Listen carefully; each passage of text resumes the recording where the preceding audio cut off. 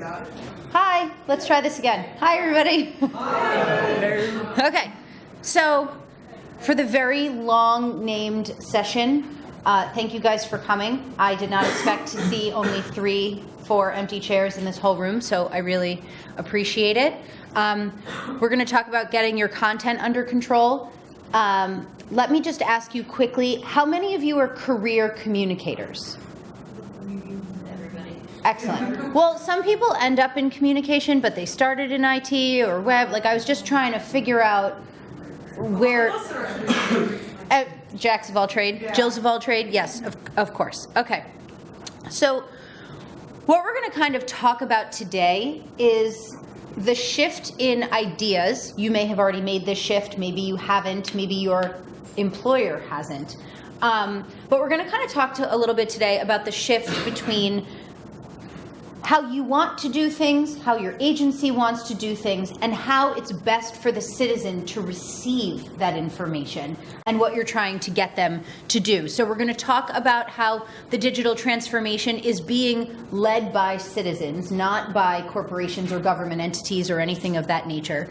How shifting to digital increases efficiency and reduces cost, and how modern government practices lead to more transparency.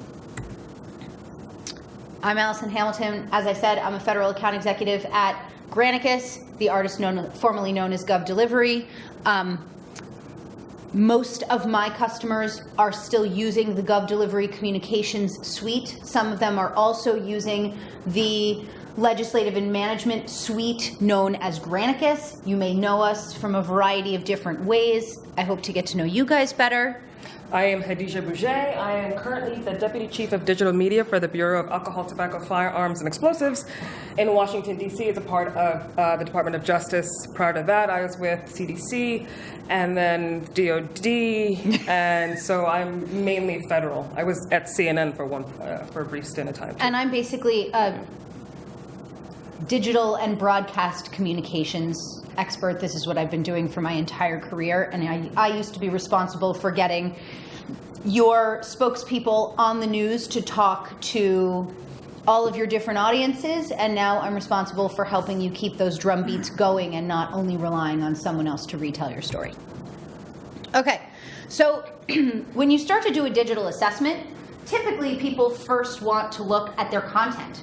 What is it that we're pushing out digitally? That's not where you start.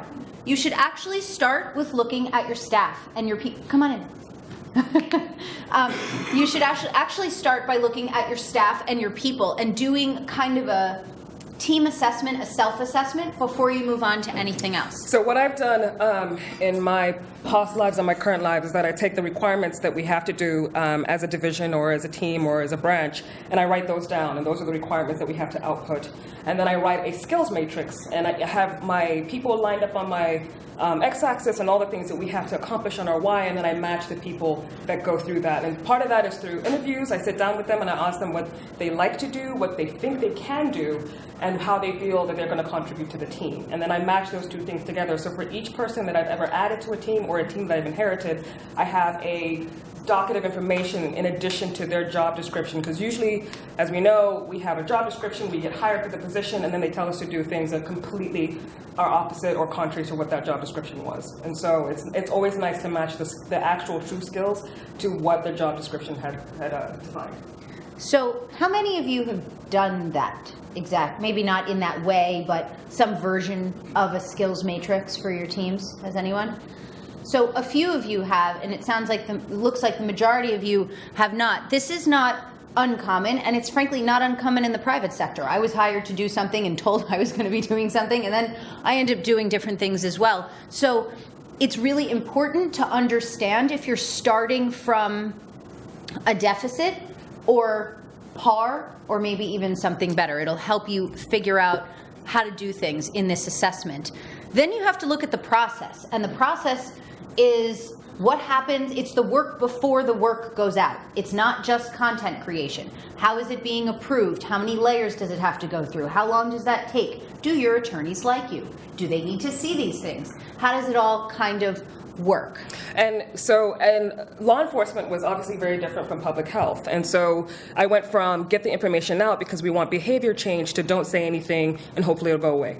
So it's I did basically a communication narrative and a strategic plan for the next 2 years. These are the things that we know we're going to have to get out because I got information from our stakeholders. And then we mapped out what that approval process was going to look like and how do we incorporate changing technologies, mass shootings that we had, a couple of years, we just had mass shooting after mass shooting. And what does that look like? Do we change the process? Do we look at what we have as an approval process? Do we maybe change the players? Do we have to augment the staff?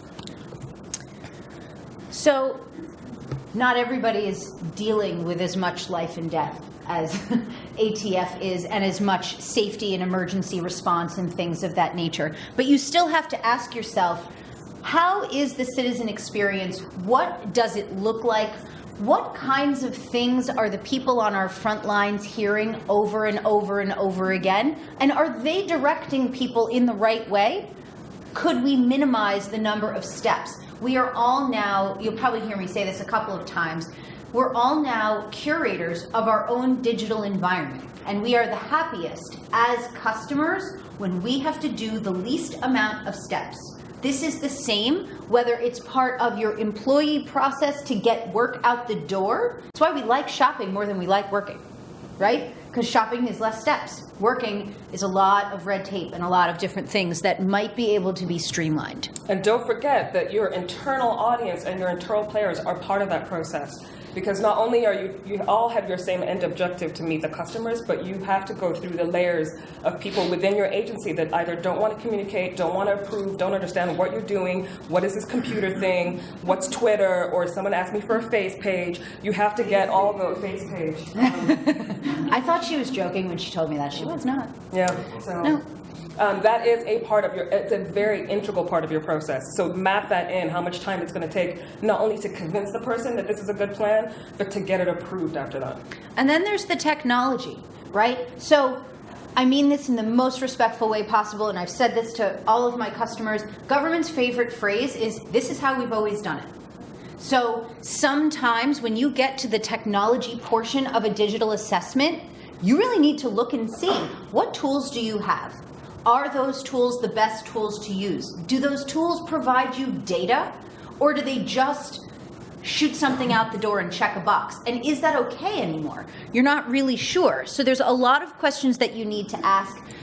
A lot of us, well, for me in the private sector, I'm held to key performance indicators in my job, right? I have certain things I have to do, and if I don't do them, the powers that be start breathing on me and standing at my desk. But are there key performance indicators for your communications plan and for the people who execute those plans? And do you know what they are, or do you just know what they feel like they should be? And are they properly documented? Okay, so the importance of a citizen/customer journey, I think it's really important that both of these words are emboldened on this slide. Some of my customers, like my federal customers, let's say Department of Energy, they don't always feel, and I'm not picking on anyone, some of them feel like they don't have customers because no one's buying anything from them. ATF has customers, GSA has customers, Treasury, in a lot of respects, has customers. But does NOAA? Do they feel like they have customers? Sometimes they do, sometimes they don't. District of Columbia totally feels like they have customers, but not all offices feel that way. The district at large feels that way because they know they have a population of citizens. But it's a very interesting thing to be an agency or a program office or communicating on behalf of one. Is there an acceptance that there is always a customer, even if you're not selling something? And that's really important because if nothing else, you are selling the idea that you are the subject matter expert in whatever it is you're communicating about. So you do have customers. They are consuming your information. Okay, wait, journey mapping. Has anybody, come on in, it's okay. Yeah, you can go that way. Journey mapping for this citizen or customer experience. Has anybody ever done it? Cool. It's kind of painful, isn't it?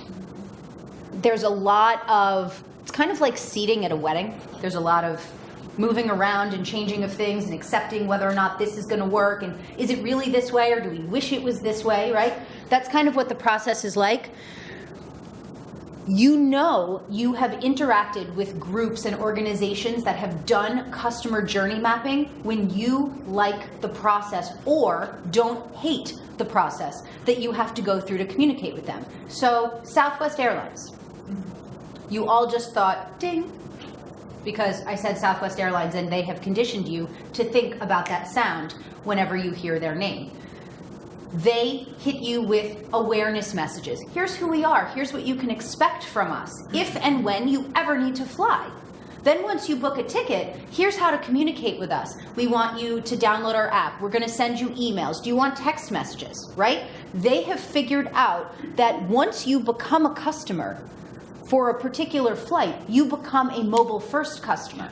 And they shift from very traditional advertising models to being able to reach into your most well-protected communications sphere, and they get into your text messages and they get into your emails. They're really good at citizen and customer journey mapping, and while government doesn't ever really want to compare itself to the private sector, taking inspiration from it makes a lot of sense.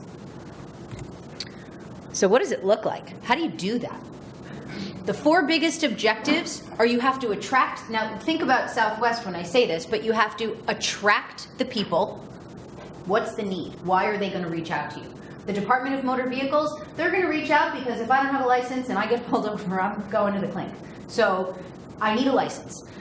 Interact. Understand what the need is. Is there timing? Are people happy? What are the emotions associated with each one of these objectives?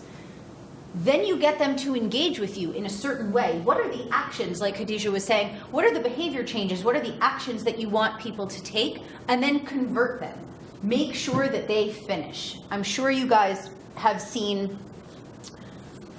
the effects of cart abandonment technology. I like to shop online because I don't like to go to stores, but what I really like to do is create wish lists in my cart, and then I don't buy anything. I just leave it there, and I think about it, and I see how long I'm going to come back. Amazon, Old Navy, Kate Spade, they're all really good about being like, hey, do you want an extra discount, an extra 10% off to move these things through the process? Well, healthcare.gov did a really great job of saying, you have finished 3 of 7 steps to sign up for health insurance. Please get back in there and finish the process. The deadline is next Tuesday, right? That is the concept of cart abandonment, but it was being used for government purposes.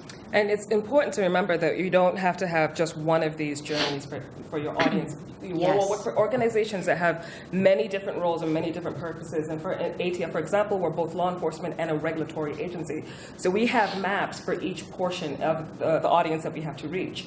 Again, we'll talk about it later, but finding out who those audiences are. I walked in and they said, law enforcement, that's our only audience and that's the only thing you're ever going to have to map to. And we're like, but what about all these people that make and manufacture guns? What about all these people that need to be licensed? What about all these, if they're... What about former employees who still feel attached? Yes, and most federal sites, the majority of visitors to their websites are part of that targeted audience. They're just general public. We found we had a huge component of people who were like mothers against violence and all these other components coming into our website. And so we have 19 journey maps for all the audiences that were found over the course of research. Yes. Are these slides going to be available afterwards? I believe so, and there's a nice lady at the back of the room filming us, so I'm sure the answer to that is yes. I do really appreciate, though, that you guys are taking pictures of these. We will make them available. So what you see here, since you're all communicators and you all work on the web, you understand what a funnel is, right? There's a sales funnel. You want to move people through it. There's a marketing funnel. You want to do all of these things. It's the same thing for transforming the citizen and civic experience.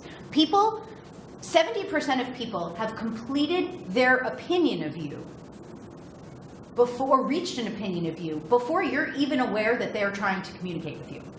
As a result, you have to figure out how they got into your funnel and then drive them to do the things that you want them to do. Otherwise, they're going to be unhappy, and that citizen experience is not going to be great. So the first thing you want to do is define your impact. Well, the first thing in this section that you want to do is define your impact. What is it you're trying to get people to do? right? So you might want them to get flu shots. You might want them to renew their drone registration. I don't know if you know that you're supposed to do that, but if you have drones, you're supposed to register them, by the way. The FAA really wants you to do that. Even if they're cheapo drones from Costco. Not anymore. Huh? Not anymore. The FAA had to return all the cycles. There's still a drone program. They still want to know who's got them. What do you want people to do? Do you want them to hike? Do you want them to come in regularly? Do you want them to be repeat visitors? Do you want them to stop calling you? She wants them to stop calling. Please stop calling. So one quick example of this was in my prior life in CDC. We had an objective, and that was to reduce new incidences of Ebola.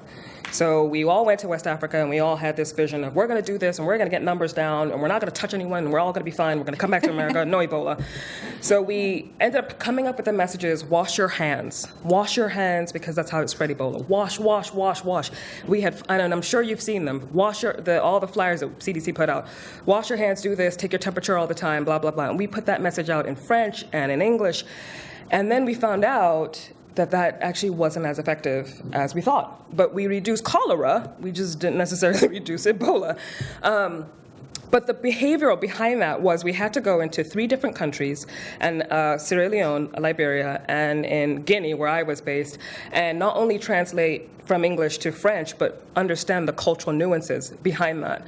And the words had to be very careful. So one of my programs I instituted was that a lot of people were saying, yeah, you want us to wash our hands, I can't afford soap. So we took money, I bought them bags of rice, I bought them soap, and I bought them oil, and I said, if you have come in contact, stay in your home for 21 days, and let's see if that does. And we just tried it in one little county, and that did. It reduced, and it was just a simple behavior. They wanted to change the behavior, but they couldn't afford to do it. And we did not think of anything about buying soap and washing your hands every day. And that, again, it's a cultural thing that you have to, but always be aware of where you're getting your message to and the cultural nuances that you are so biased because you're within the agency.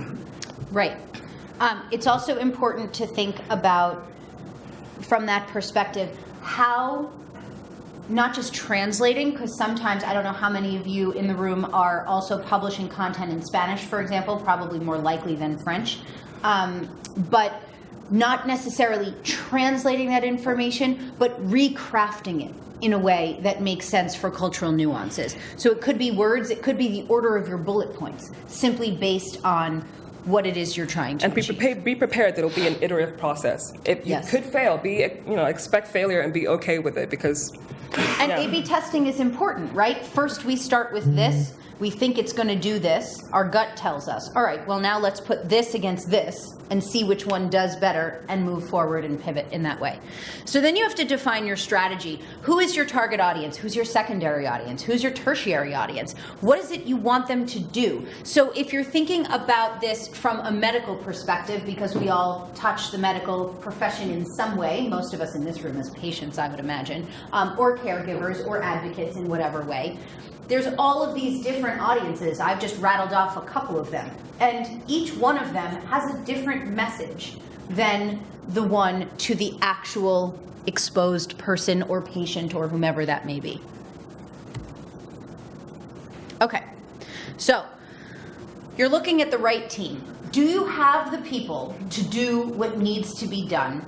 And can you start doing what needs to be done, or are there steps to get there before that action can begin? So there's a lot of, it's really easy, and as communicators, I'll say I do this because I kind of do. I want to be like, well, they just didn't get it. They didn't get what I was trying to say. Like it's someone else's fault. No. Sometimes you have to pick at the scab and look at yourself and be like, okay, how can I have done this differently? How can we change the words? How can we bring the things that people need in order to do what you want them to do that they know they should be doing? So who interacts with customers on a daily basis? Will they have the knowledge that can help? When you call 911, you expect someone who answers that phone to be very well educated on how to triage the worst moment of your day. But when you walk into the Library of Congress and you meet the person behind the desk at Patron Services, it's very much like meeting the person at the front desk at this hotel. They may not necessarily be as skilled as 911 operators. So how do you map that out and make it so that the first interaction somebody has, the first interaction somebody has is the best interaction? Website analytics, we're going to talk through each one of these things, but how do you know what people are coming for? Do you care? Do you think it's all on your homepage? Is it really all from your homepage? Social mentions, not just the fact that you were mentioned, but the tone of how that was mentioned. I have a Twitter account I never use.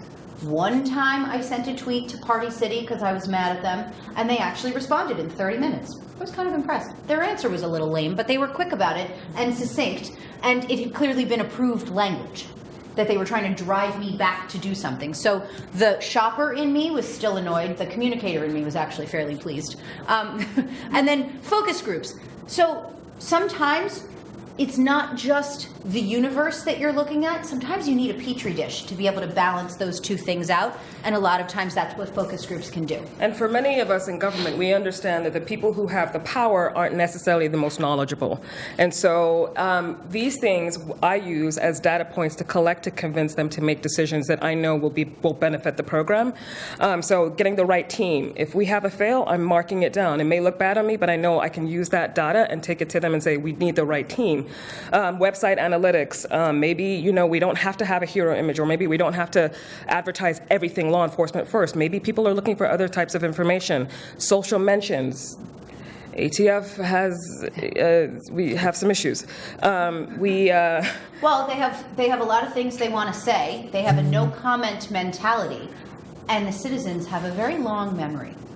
25-year long memory. So we put up an image that said we're looking for female special agents and we're looking to diversify, and it was like, so they can kill babies too, because they're thinking of Waco from 25 years ago. And I kept trying to convince them, hey, maybe we should think about the way that we're approaching this, and maybe silence is not always best. And again, data point, it's just another data point, because our executives aren't necessarily in the weeds, and they have to have this in front of them to understand we need to transform, we need to engage, we need to do things differently. Okay, so what does an effective digital strategy look like? By the way, you guys are really quiet. I'm going to make you ask questions soon. Effective digital strategy, what does it look like? Okay, well, if you'll notice here, it's purposeful that the reach section is longer than any other section. That's not a mistake on my marketing team's part when they built this, right? So I'll use myself as an example. I started in the professional working world when I was 21 years old, and now I'm 40, right? So the first day on the job or the first week, somebody put down retirement account information in front of me and said, you need to invest now, because if you don't, if you start when you're 30, you'll have, $100,000 instead of $1 million for your retirement. You got to do this now. Okay, well, I was really only concerned with happy hour and boys and sales at Bloomingdale's when I was 21, but I understood what the graph looked like, and I did what they said. All of that reach. I've been ignoring the people who are telling me about my retirement for at least 18 years. And now all of a sudden, as I was approaching 40, I'm ready to listen. Because I don't really want to work forever. You guys are lovely, but I'm not trying to work forever. I would like to live at the beach. So how do I do that? Well, now I'm ready to be engaged, and you need to be the voice that's going to keep my attention. So for those of you who are federal employees, I'm sure you're aware of the Thrift Savings Plan. The Thrift Savings Plan is like the 401k for the federal government. They are competing and trying to stave off attrition from Fidelity and Charles Schwab and everyone else in the private sector to get you to keep your money with them even after you're no longer a Fed or after you retire, whatever that may be. So the engage part, you have to be managing that drumbeat in order for when engage happens and someone's ready to listen, for you to be the voice that they glom onto, and then convert someone to take the action that you want them to take. That action may simply be to stay with the Thrift Savings Plan, or it may be to accelerate the growth of your investments, whatever that action may be. Did you have a question? Oh, okay. Okay. And executing your strategy, expanding your team's expertise. Maybe now you've built a matrix. Maybe now you're figuring out what people are good at. Do you have those people on staff? Can you pull resources for special projects? How many different kinds of skill sets are going to be necessary to do what you need, including those in the approval chain? How many of you have needed to get something approved, but the people doing the approving don't understand the actual piece of content or the action you're trying to drive? So then you're like, well, I wrote this, now I have to sell it to you. And now you have to sell it to somebody else. And then it's like a really wicked game of telephone, but we now need to get it out the door and we need to be quick about it. Okay, because I work for Granicus. Oh, yes, ma'am. You're talking about expanding the teams, expertise, but a lot of us in local government, we don't have teams, or we don't have money for teams. And, Yep.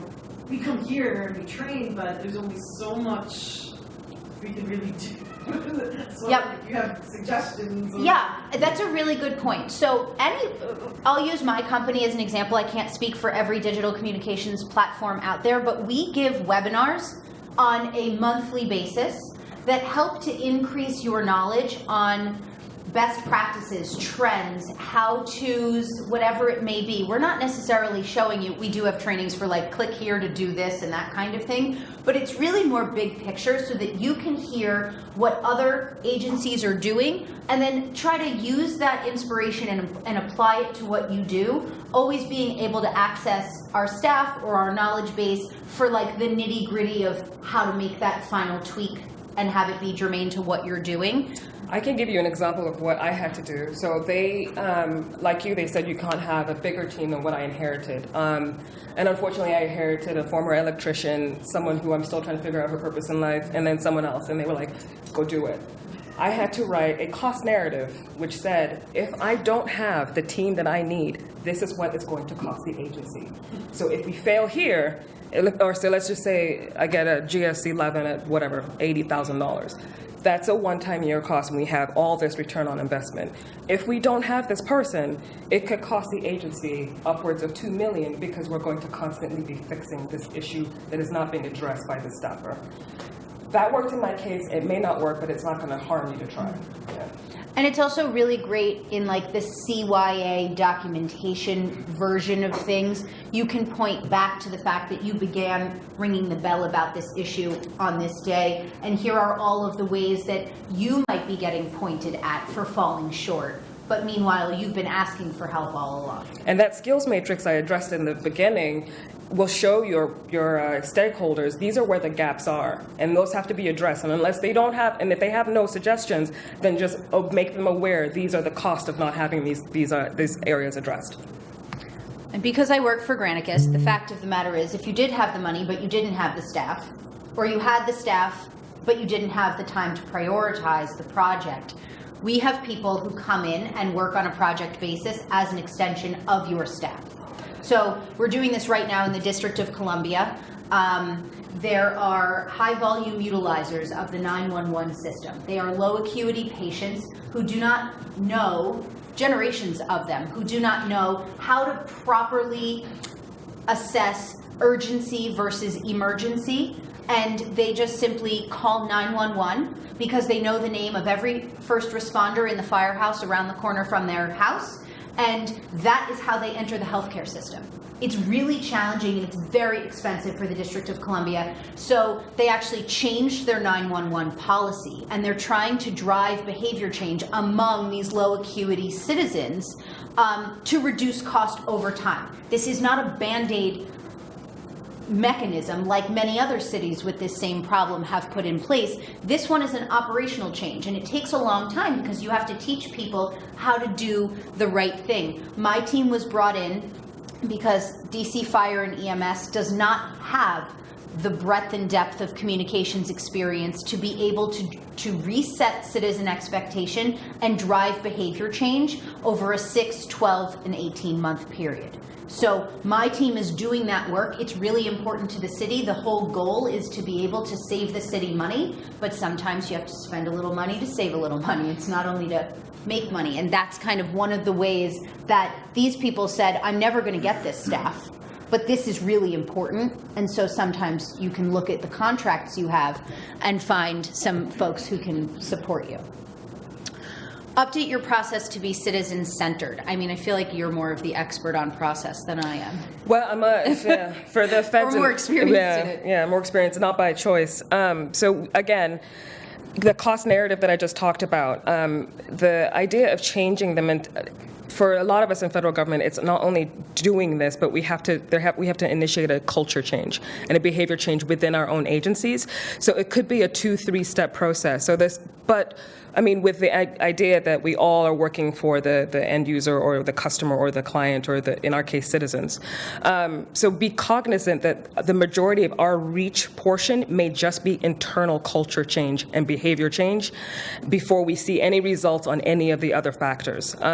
This is especially true when we have layers and layers and layers of bureaucracy, and half the time we don't even know who we're supposed to go to get this approval for this, and we just want a pencil. That's it. We just want a pencil, but it's 15 forms. So that portion has to be, if you can tackle that portion rather, it makes the end result that much more satisfying and much more successful because you've eliminated all this,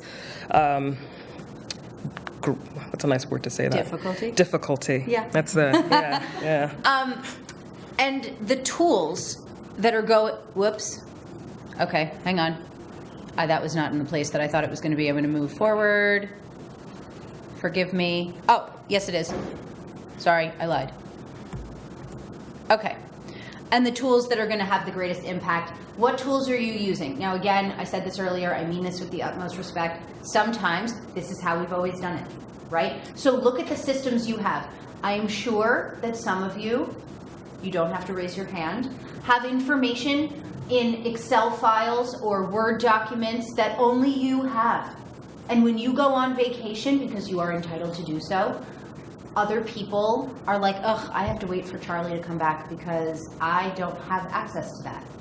So it's really challenging. You deserve vacation, but forward motion can continue when you go on vacation or you take leave or someone else does, and you're not sitting there being aggravated for the next 10 days because you can't do something that you want to be doing. So what tools can you use that are going to help that collaborative team effort be more pervasive and allow you to do these things? And I'm not advocating that there should be some sort of coup when the person goes on vacation, but I didn't mean for it to be that way. I'm but sorry. we do have people who are retired on duty, as we like to call them, and so when they take a week vacation, we may create or implement tools that doesn't replace their job, but makes it easier to do their jobs while they're either at work or not.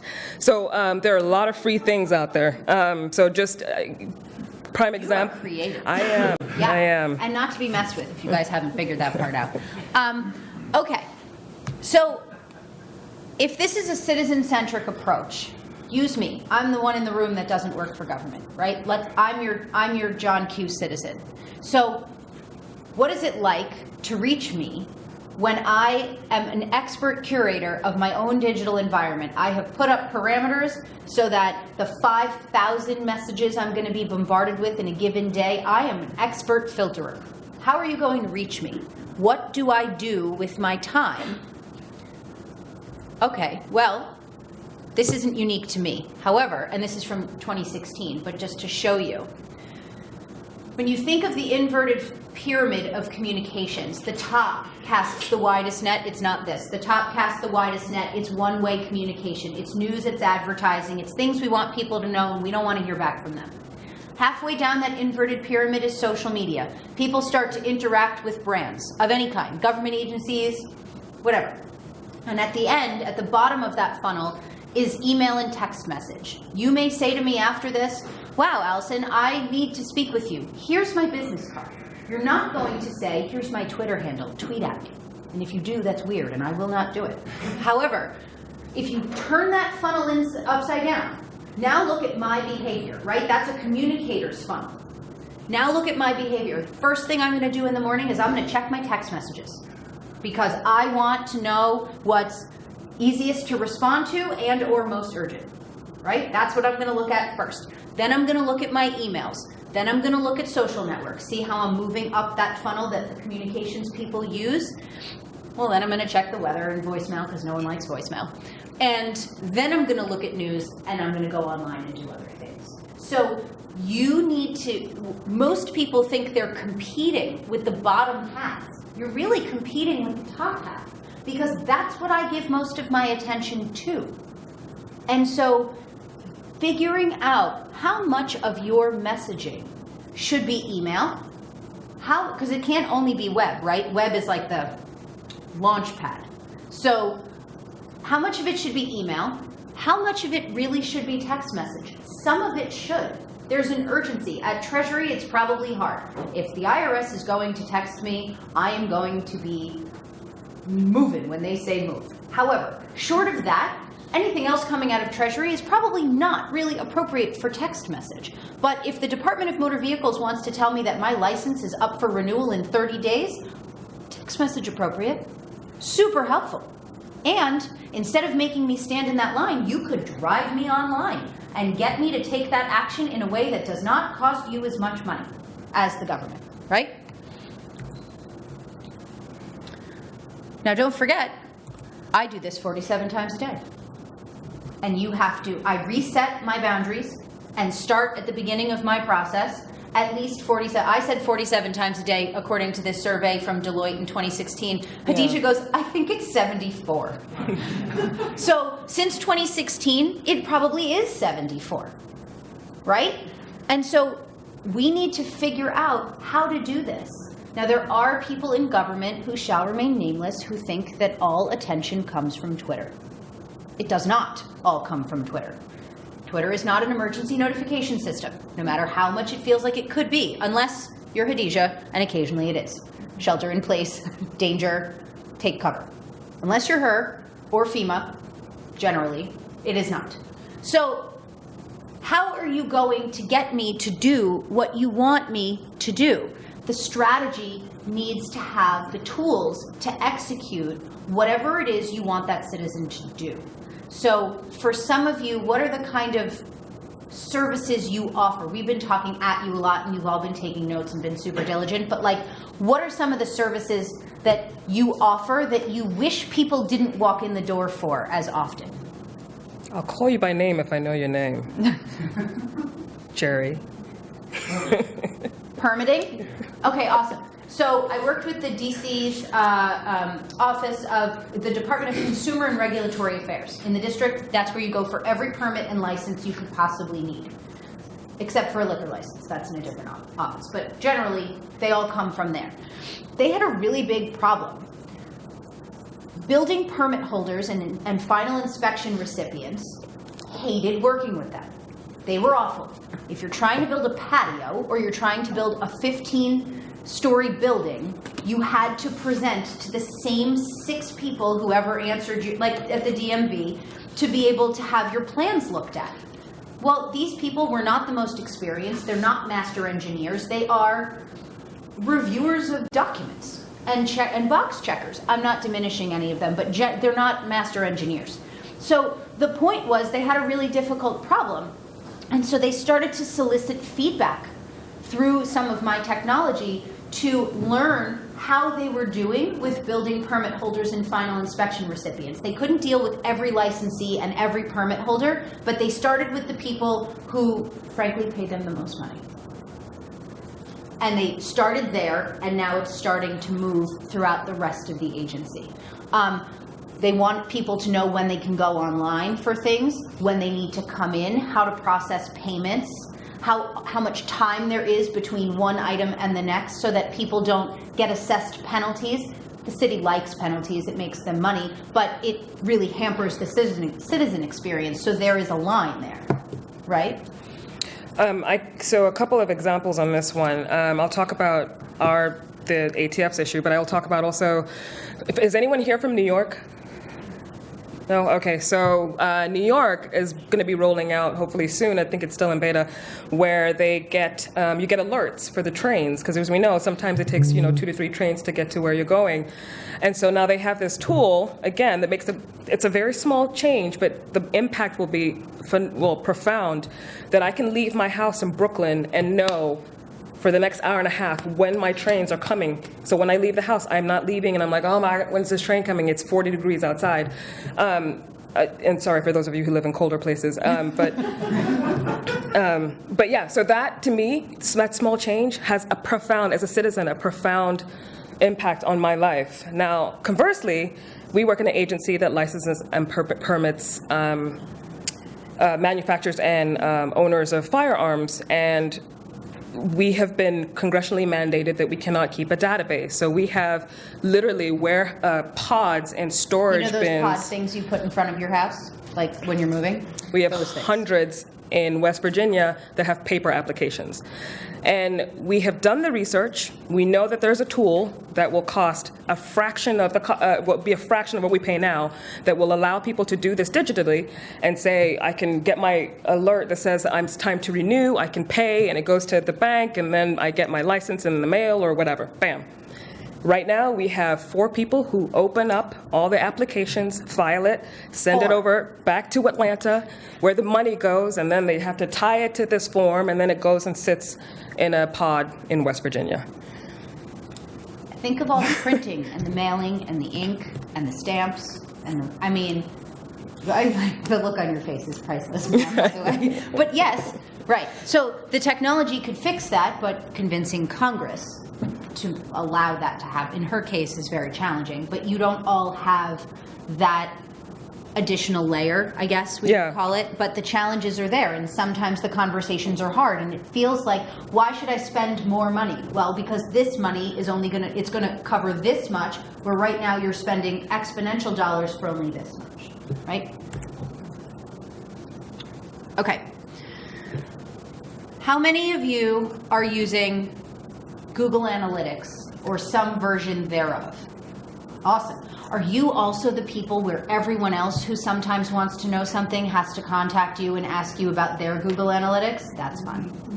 I'm sorry, because I'm often driving people to you. I apologize. Are you finding that you're benchmarking against yourself? And are you reporting that to leadership? And kind of how does that work? Can somebody tell me a little bit about that? I know for us, we do, we put out a monthly kind of breakdown of Facebook, social, email campaign, and website statistics for our council members. It's kind of a snapshot where we were compared to the following month.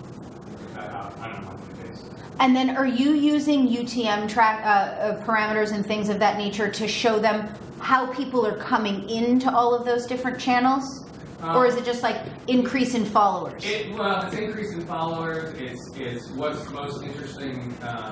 Like I will like the website. Like I'll go in and select.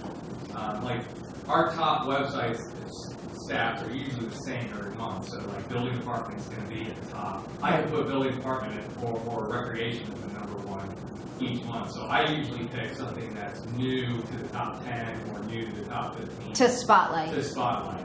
And it may not be the number 1 hit getter of that month, but it's something that is an interesting trend to show.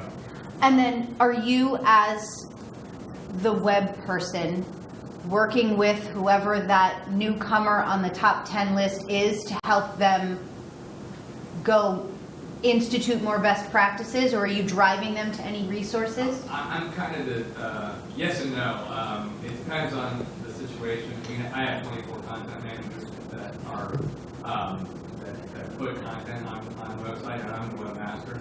Got it depends on who they are. Sometimes I'll do it myself. Is what Sure. I'm saying. Yeah. Versus telling them to do it. But yeah. I mean, That makes sense. On the content side, is anyone doing a content gap analysis? No. Okay. So for anyone in the room, is anyone else doing a content gap analysis?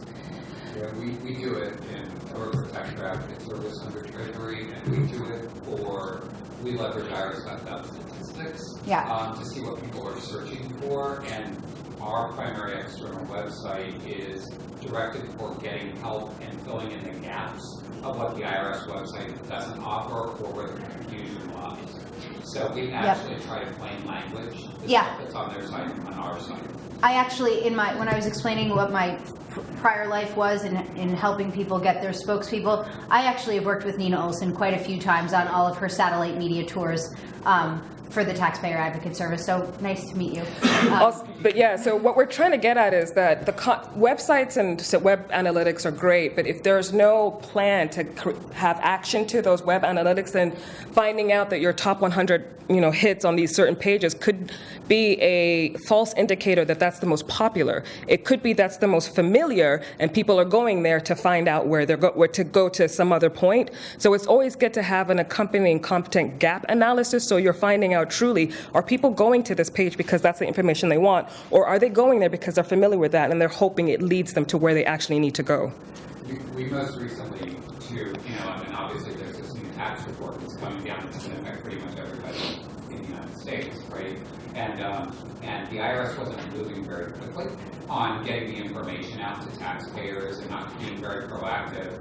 And we immediately determined that we needed to someone needed to inform people on how their tax return is going to change from their current return to the future returns. So we built a site in 3 months to do just that, so they can see how tax reform affects them, and then they can go adjust their withholding and take care of the things they need to do so they don't owe them and file. Yeah, what is that? It's called taxchanges.us, and it will change to .gov. It's a very laborious process for someone to get a .gov domain, so right now it's taxchanges.us. But yeah, if I don't need, I'm not here to market. No, but everybody needs to know. It's very helpful. And is it easy to get to that site, and will it be incorporated in the larger site in the end, do you think? Yeah, so it's a microsite of the Taxpayer Advocate site. So, and we're redeveloping the entire site right now. So by next year, it'll all be incorporated. But right now, it's pretty much leveraged off of our microsite off of our. So for that point, right, it's very common, I'm sure you guys with your skill set in this room feel this way, there's a lot of sites that get built, but then they don't always get promoted. Some are better than others. They don't always get promoted, so it's there, and you're making it available, but how are people getting there, right? So moving on to the next one, on email, creating regular communication touch points.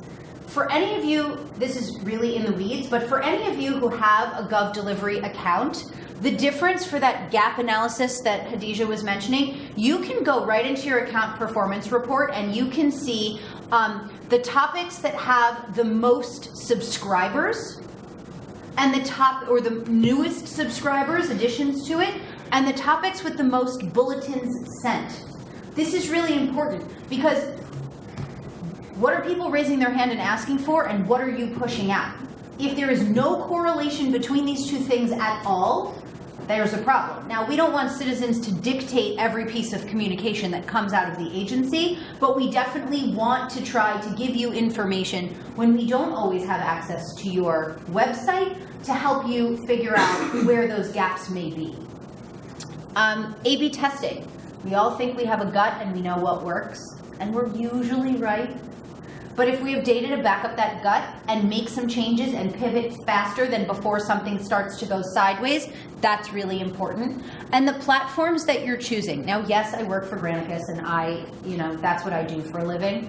But let me just make one very clear example, okay? We are not a low-cost vendor. We are not cheap, and I'm sure a lot of you know this. She's nodding her head. This is a fact, right? Just the other day, about a month ago, I was in the office, the DC Mayor's Office on Latino Affairs. It is part of the Mayor's Executive Office, and it's an office that focuses on the Hispanic population in the district. They send out text messages, tons of them, to their audience through my platform. And they do that because the vast majority of their audience is Hispanic, and the vast majority, for blanket purposes, of Hispanic audiences are mobile-first audiences. It's just the way it is. Well, they were using a different tool, a low-cost vendor, to send out emails. I was called in that very week because ICE had set up some roundup points in a particular neighborhood in DC, and they had scooped up some folks. So the Mayor's Office on Latino Affairs was trying to educate citizens about their rights. What do you have to say? Do you have to give information? Do you not? Just keeping people safe. When I made them aware that their low-cost email provider is able to be low-cost because they sell email lists, It's in their terms and conditions, but the people who are using the tool don't see that. They just know that it's cheap and that it's available for them to start using really quickly. And they don't need a big contract. They're billed monthly. But the exact people that this office was trying to keep safe, they were selling their contact information. Now, I'm not saying that the people that were buying their contact information are rounding them up, but it doesn't sit right. It's not the way it's supposed to be. So my company is, in fact, built exclusively for government. We cannot, will not, and do not do those kinds of things. So sometimes when you're looking at the platform that you're considering, or technologies of other sorts that you're considering, the security of that citizen experience is also really important. And that security of your employee experiences are really important. And another reason we chose them is because they're FedRAMPed. And so if you are in the Fed space, and we know that increasing cybersecurity mandates are coming out, they are a FedRAMPed company. And if you are state and local, you don't need to worry about FedRAMP right now, but you benefit from the infrastructure that, like, Homeland Security has determined is safe, things of that nature. You had a question? You brought up the whole security thing, and just, I was waiting for you to ask a question. No, go ahead. Well, first off, what do you do with people who don't want to sign up for, like, text messages or emails or things like that? Because I'm not going to lie to you, I don't want to sign up for another agency to text me. You might not really need what they have, but if you were a recipient of the SNAP program, so let's back up for a second. Actually, it might be the next slide. Nope, it's not. So we'll get there, because I don't know how many slides forward it is, but just humor me for a second. I believe it's in the state of Michigan, and it's for the SNAP program. My company was informed by that agency that one of the biggest problems they have is that SNAP beneficiaries are often a fairly transient population. They don't live in the same place for very long. Yet, they need to get a monster packet of information that is only mailed once a year. And they have to receive it and fill it out perfectly in order to receive their benefits. Well, this is really hard for people who don't always live in the same place all the time, and who might live in places where their mail gets dumped somewhere because somebody doesn't really care as much, or whatever the issue was. So we were brought in, our Digital Engagement Services Unit was brought in to try to help them rebuild their process as an agency to make the citizen experience for benefits these people very much need and deserve, to access them better. So if you were one of those recipients, you would sign up for that information. Not necessarily because of the paranoia. Well, if you don't want to be in that database. that may be. There are, most people don't think about the fact that that's being sold. I was telling communicators that happens, and I was explaining the difference from a contractual perspective, what they should look at when they make their corporate choices, right? From a citizen perspective, there are always going to be people with a certain level of paranoia. I'll come right to you. There's always going to be people who are like that. There's early adopters. I'm still walking around with an iPhone 6, okay? So, like, I'm not necessarily, pardon me, a technology first person, but when there's something but what I am is selfish, and I like things to be easy. And so if you're going to make it easy for me, I'm going to take you up on it. Probably not the first time you offer it to me, but when I need to start talking about my retirement, because now I'm 40 and I feel like I need to do that now I want that information in whatever way is going to be most convenient for me. And to remember that your audience analysis, that's where you're going to identify what tool would best match that audience's need. Right. So there are just, data can give you this and this and this and this, but there are what we call hidden populations that want to be under the radar. They don't want to be, they don't want to have their number registered. They don't want their email account sold. And you have to it's going to take a little while, but you're going to have to find a platform where they will go. And usually these transient populations, no matter where they are, they always have a phone. It may not be the same phone number, and that can be difficult. They do go through phone numbers, but they are always going to be mobile, and they're always going to have a phone, because that's how they usually do most of their other transactions. Whether it's paying a bill or getting benefits or finding family members, they usually always have a phone, and that might be your only one way to contact them. So we do things like we will have people put kind of public service announcement feeling ads in bus shelters, giving people the opportunity to text in to subscribe. I'm not forcing this information on you, but you stand at this bus stop every single day. So you're going to see this information every single day until your mind changes. 1 second. He was first. Oh, sorry, quickly. Just to remind them that the people who, like in this particular example, they may not want their information out there, but they're going to have to give their information at some point because they're going to have to receive a benefit. So to remind them that they're not off the grid as much as they think that they are, because at some point they've handed over information to receive a benefit. Right. And that's kind of how you want to couch the message. And even if it's just a simple text, come pick up your package at your local post office, sometimes that's just as effective. Yes. I mean, we're for, we have sunshine law, so it doesn't really matter what I'm doing anyway, because you can always do a public record request for any citizen that puts an email on person. That's why you guys are the Sunshine State? Yeah. Oh.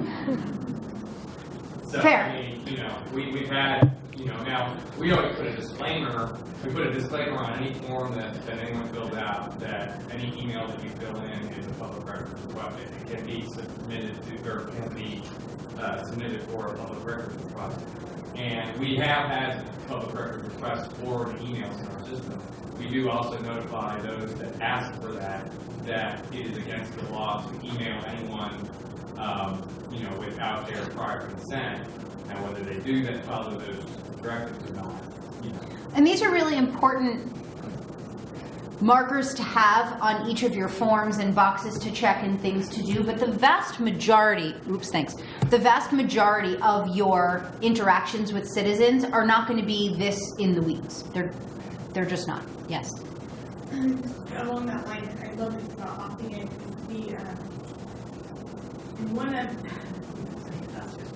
the first disasters that we had was with the big fire in Lake County that pushed all of their evacuees into our county, and so we had to house a shelter for them, and we created a group of people who could opt in and receive messaging that was very unique to them living in the shelter. And Lake County, California, remember, was one of the top 5 most impoverished counties in California, and so there's a lot of drug abuse, a very high transient population. A lot of people are very skeptical about giving their information. And a lot of these people just ran from these fireballs or right from their homes with the amount of PTSD that they were of course. Sitting to hide in the comfort of their own tents there, and then they got to receive very personalized information because everybody had a phone. And things like get your flu shots, you're worried about like an epidemic breaking out. And also how to restore, you know, when dinner time was and things like that. But having them be able to opt in, they were in control of it. And that wasn't the biggest value. The biggest value was on seeing, going out, looking at the dinner line, watching people talk to each other. Hey, I just got this text on my phone. And then it's the biggest, most incredible point of validation and referral is just word of mouth. Yeah. And it's so valuable. And it increases confidence in your product. So a lot of us are from local governments. So the more that you can kind of gain a little bit of traction in these groups and get more credibility, that you're not just marketing them, you're giving them a free flu shot, you're giving them access to permits or whatever it may be. It's a service that they need, and that it'll catch And it changes their perception over time. Everybody comes to every interaction in life, not just government specific, with preconceived notions. And then that experience, that first experience they have, is what starts to set that in stone or change it a little bit. So these are not things where I'm saying, you know, send a text message, change someone's life. They're always open to it. They totally want it, and it's going to happen right now. That's not how that works. But these things take time, and putting the citizen first, knowing that we are full of a million different kinds of people with different thought processes and different values and successes and failures, all of that will kind of drive people in a particular way when you put them first and make it useful. We're running out of time. So we have to... this has kind of been up here. What we want you to see is just that people can subscribe at the beginning of a process when they interact with you. They may want to subscribe at the end of a process after you've proven yourself. It depends. There's early adopters, and there's people like me who would probably still have a flip phone if I knew where to get one. Okay, measure success. Just because an email didn't get a bounce back and say that it was undeliverable does not mean that that's all the data that's out there. Do the very best you can to take in as much data as possible, and if you need more data or you need help to tell the story that the data is presenting or to decipher the story that the data is presenting, work together, contact us, do anything you can, because sometimes the story is different depending on what your work is. And then, oh, no, you go. Oh. So we've kind of been talking back and forth and keeping this broad, and my goal here is not to make Hadiza talk like the Micro Machines man with those old commercials where they talk really fast.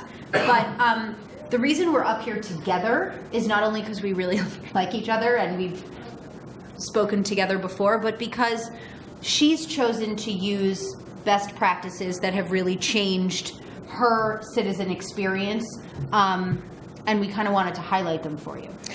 Again, I'll probably go through this faster than I have before.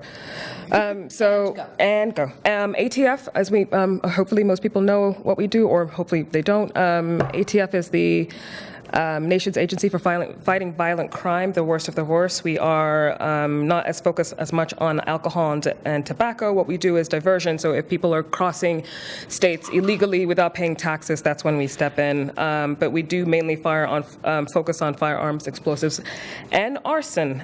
We are the only agency that can permit manufacturing, sales, and distribution of firearms. And I came to ATF in 2015. Again, I inherited my team and I inherited the communication division, and they had been led previously by special agents, and nothing wrong with special agents, they just don't really know much about communication. So they had 100 different lists in which people could access information from the ATF, anything from do you need a new permit to do you have a pulse. So they had I came in and when I asked about numbers, like how many people are subscribing, what are we doing, and they just blank, nothing. So we went through the very arduous process. At the same time, so this kind of all happened. Yeah. Around that. We went through the very arduous process of having a redesign to increase engagement. Part of this, like I mentioned before, was convincing the stakeholders that this needed to happen. So even before we got to creating new templates and giving them data, we just had to tell them that we weren't meeting the people where they were. Half the people didn't know when I went for my interview, I had to Google ATF because I was like, I'm not really sure what they do. Granted, that's more a reflection on me than it is the agency. But even when we go into like local happy hours, and has anyone heard of 18F at GSA? Yeah. How many conversations? You're 18F? No, ATF. What? 18F? Yeah. So there was obviously a name brand recognition issue. So it's just easier by time just to say I work for the Department of Justice, and sometimes I just threw in FBI because at least people know what they were. So this is what our numbers look like. Engagement was and these spikes usually correspond with like a mass shooting or there was a major incident in which ATF was involved. And I will tell you, our agents are dedicated, they're hardworking, they're committed to reducing violent crime, but they're not the folks that want to be in front of the camera. They tell me time and time again, I don't want to we're not FBI, we're not walking with our jackets in front of the camera. That's not who we do. We fight the crime, we get out, and we let the locals take over. That engagement rate of 28%, is that a website or is that to the email? That's to email. That's to emails. I mean, that's actually not terrible. I mean, most engagement rate. No, it's not. It's not an open rate. Yeah. Let me be clear. So an engagement rate is actions taken with a message or with a series of messages over a 90-day period. So it's actually really low. Yeah. Okay. So as part of the mission, we also did a website redesign. So we got some more staff. We decided to create a new look. This became our new logo, protecting the public, serving our nation. And so we decided we're going to go ahead and just rebrand the way that we're doing our engagement. And this, again, goes back to our engagement rate. We would send messages out, but there would be no follow-up and no action. And quite honestly, half the time I had no idea what messages were going out anyway. And so we decided 5 things. People can have their focus, people's attention can focus on a few good things, and then they know what they're going to get, as opposed to I have 100 lists and I'm just going to click on it and see what happens. So then we got our new Revolutionary, by the way. Going down from like 100 some odd topics to 5. 5, yeah. So we cleaned up what our template looked like. We got it clean. I don't even remember what the old template looked like. So this is what we we've done a have. good job. Yeah.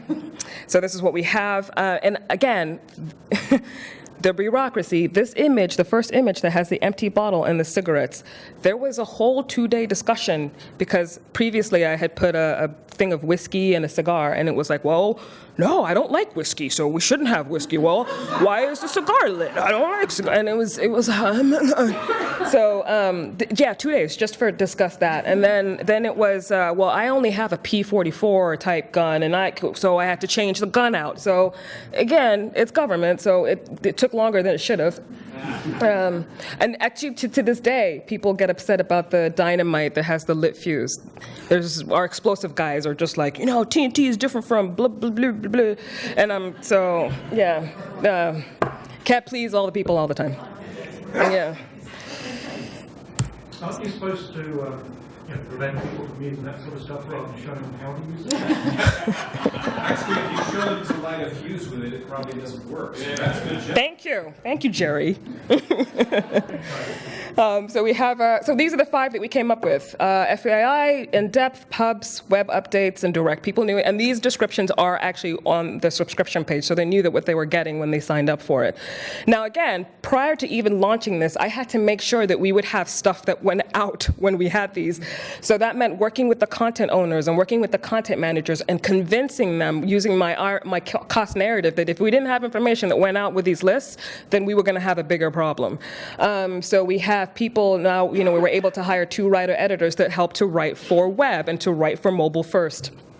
So this proved to be very successful, and our numbers began to change. And that's the next slide. But well, these are just generally what the numbers are, but since we're running low on time, we're just going to show you what the graph is. And that's what we look like now. And so our engagement rate is again, that has nothing to do with the product. It has more to do with the content. Right, like the engagement rate that she's talking about are more awareness type messages where there's not necessarily a strong action to take. There are other messages that are not included in this that are more about form submissions and things of that nature that have a much higher engagement rate. Absolutely. Because it is unique to me. And one example of that was when we had, and I think it was last year or the year before, where there was a change in the law for those people. I'm not going to get into all of it, but we have a Gun Control Act and we have the NFA, which is a National Firearms Act. And that has a different type of gun, or those have different types of guns under that law, and that includes silencers. And there was a way that we were changing the reporting of those weapons. So that came out as a presidential order, executive order, and it came out, and we knew roughly that it was going to come out in the next 2 months. So we had to do basically a series of prep emails. If you are an NFA or certified NFA, these are the things that you're going to have to do under this new law. And it was, you have to report to your police chief. You have to file under this. This is the type of guns that now fall under NFA. We even put pictures in there saying this is what is this typical type. Again, there was a lot of argument about which type of silencer, but yeah, it was engagement rate increased, and we had never expected to see, like within an hour of sending that email, we had 30,000 opens and shares within an hour. So again, it comes down to your content. And it comes down to the right people getting the right information at the right time. Again, trying to get through people's filters. All of those people saw that and were like, ooh, that got my attention. So because of that, we have, and because of the success of that, we are having some new products created, and this is meeting part of our content gap analysis. We realized that we had been focusing so much on firearms, we forgot that, and we didn't forget them, but we didn't necessarily address as well the people who are licensed to be explosives experts or manufacturers or users of explosives. And so now we're going to have FEL and FFL notifications. FFL is Federal Firearms Licensee, FEL, Federal Explosives Licensee. And we've lately been having a lot of firearms burglaries. They're going into gun stores and stealing them and running. And so that's basically what the FFL notifications are. Basically new and critical laws or they're changing that will affect them, but mainly, the heaviest use we've noticed are they want to know, has there been a theft in their area, specifically of gun stores.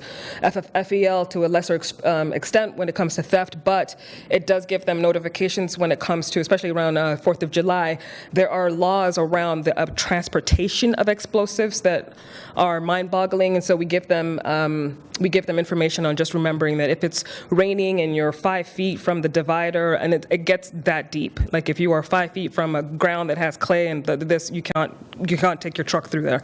So that's what we'll be sending out to them. And I think we can not something stop. for every person, but something that's very germane to Yeah. whomever they're sending to. Local news, we're pushing this out now. We have 26, as of yesterday, field divisions, and then they'll be able to curate their information that makes it relevant to that area. Newsletters and internal updates, we're still in the process of getting out, but I'm going to leave this. It's actually time to go, but if you do have questions and answers, we'll be standing here, unless you just want to go ahead and ask them now in front of everyone. It's up to you. Okay, if not, then thank you.